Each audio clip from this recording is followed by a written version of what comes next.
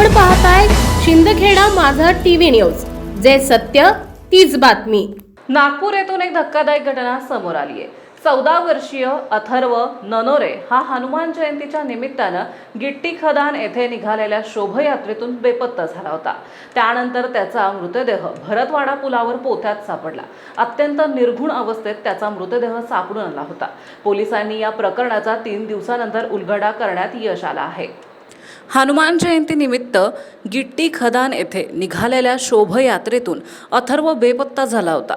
त्यानंतर त्याचा मृतदेह भरतवाडा पुलावर पोत्यात बांधलेल्या अवस्थेत आढळला।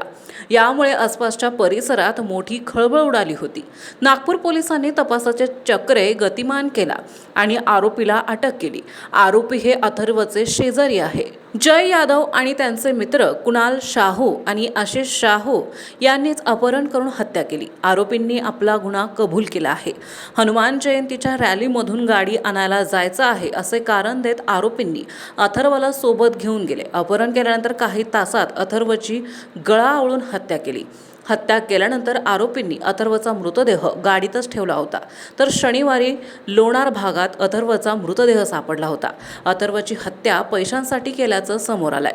त्याचं अपहरण करून खंडणी मागण्याचा आरोपीचा कट होता। मात्र हत्येनंतर भीतीमुळे खंडणीसाठी आरोपींनी फोन केला नसल्याने हत्येचा उलगडा होत नव्हता। अखेर 3 दिवसानंतर या हत्येचा उलगडा करण्यात नागपूर पोलिसांना यश आलंय। पोलिसांनी आरोपींना अटक केली असून पुढील कारवाई करत आहेत।